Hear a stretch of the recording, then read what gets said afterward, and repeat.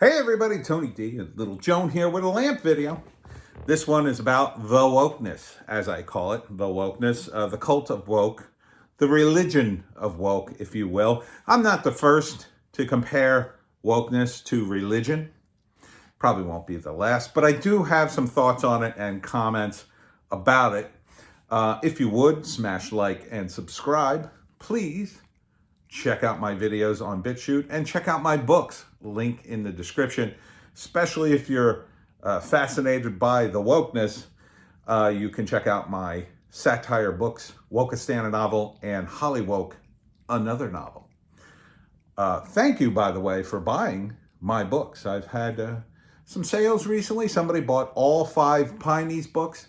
Thank you very much, and thank other people for purchasing as well. It's been great. So,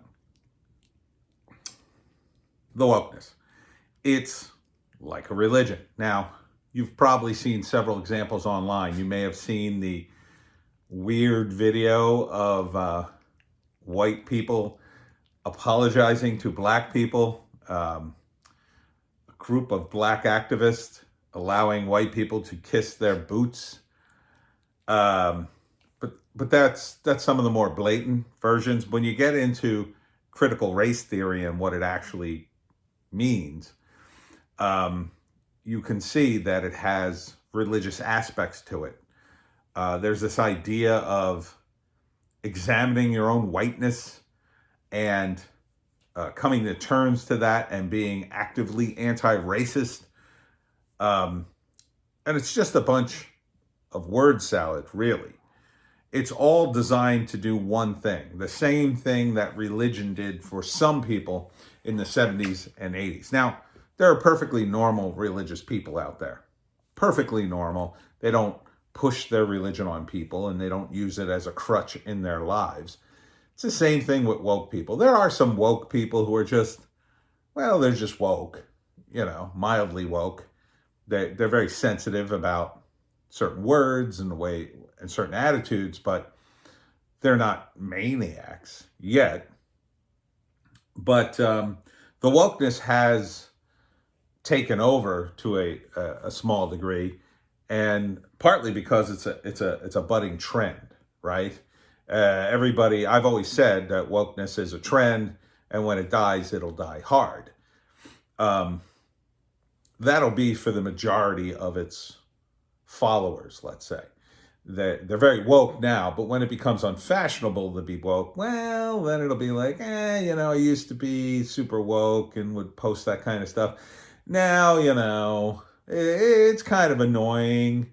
Once anti-wokeness comes into vogue, it'll be like, oh, that's that wokeness. I was never really into it. I'm more of an anti-woke person. I always was. It just, I went along with it at the time to get girls or to fit in or whatever. So an example of the wokeness and comparative religion would be, in the 70s and 80s, you would have religious people who would compare things like, say, Dungeons and Dragons. Oh, Dungeons and Dragons, that's a tool of Satan. It would be this hyperbolic stuff, and you're going to go to hell. Don't do that, and don't read that. And it wasn't really about actually saving your soul or trying to get people to be more spiritual or even that Dungeons and Dragons was dangerous. It's not. It's just a game. It was all about that person being insecure and foisting their belief system on you as a way of being above you, to control you, to, if I can't control you, at least I can say, well, I don't play Dungeons and Dragons.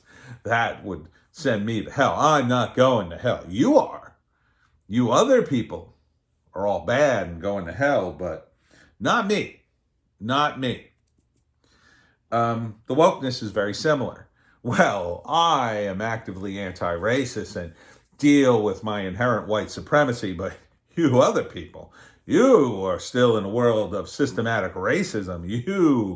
You are the racist. You, not me. That's kind of what it's about. When I see people, posting in the comment section of my video about American Skin. Spike Lee executive produced it. Nate Parker directed it. They're very anxious to, chastise me because I dared criticize the movie based on what I saw in the trailer. They don't make any nuanced criticisms, really. That's all about, well, you're not woke. You don't like this because I know the kind of person you are simply by looking at you and hearing a few words that you say. Well, I've made a whole bunch of judgments. Yeah, that's because you prejudged me. That's why it's prejudice to do that. They are convinced 100% that they know things, even though they don't really. But the system of wokeness, just like the system of religion, gives you a ideology to frame everything in, where you know what's right and you know what's wrong. And it could be just whatever you decide is right or wrong. So you can decide that people are racist or not. It gives you that power, the wokeness. Just like a religious person, a Christian zealot, let's say, can decide, well, you're sinful, you're going to hell, or you can be saved because you can be forgiven. Listen to me and I can help you. But only if you listen to me, really. Yeah, it's about God, but not really. It's about them. Yeah, it's about wokeness, but not really. It's about them. It's about what they think. Why don't you respect them and their beliefs? Because their beliefs are so right. They believe they're so right. They have everything figured out with this magical formula of thinking that there's no way they can be wrong. So why would you even question it? It's so annoying. It's so annoying that you would question it. Of course you must defund the police. The police are a cause of all this violence. If you defund them, the problem goes away. Why would you resist that? Are you? Well, obviously, you must be a racist. That's kind of the way the wokeness works.